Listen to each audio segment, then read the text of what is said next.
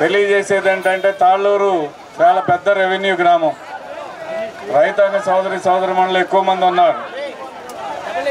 రైతాంగ సోదరులకి అవసరమైన నీటి సరఫరా, సాగునీటిని చాలా ఇబ్బంది పడ్డ రోజులు ఈ రోజులు.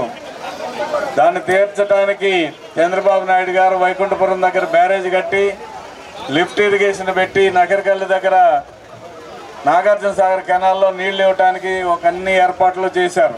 అందుకోసమే పోలవరం పూర్తయిపోతే ఖచ్చితంగా ఈ పథకం సక్సెస్ఫుల్ అవుతుంది. నిన్నగాక మొన్న అమిత్ షా గారు చెప్పారు పోలవరం 2 సంవత్సరాల్లో పూర్తి చేస్తామని. పోలవరం పూర్తయితే మనకి తాగునీరు సాగునీరు ఎద్దడి తగ్గిపోయి మన ప్రాంతం అంతా కూడా సుభిక్షంగా ఉంటుందని మీకు తెలియజేసుకుంటూ, జరగబోయే ఎన్నికల్లో పవన్ కళ్యాణ్ గారు మద్దతు ఇచ్చిన, బీజేపీ పార్టీ మద్దతు ఇచ్చిన ఎంపీ అభ్యర్థి పెమ్మసాని చంద్రశేఖర్ గారి సైకిల్, ఎమ్మెల్యే అభ్యర్థిగా నేను పోటీ చేస్తున్న నా గుర్తు కూడా సైకిల్. మేమిద్దరం కూటమి అభ్యర్థులుగా పోటీ చేస్తున్నప్పటికీ సైకిల్ గుర్తు మీద మీ అమూల్యమైన ఓటు వేసి గెలిపించాల్సిందిగా విజ్ఞప్తి చేస్తున్నాను.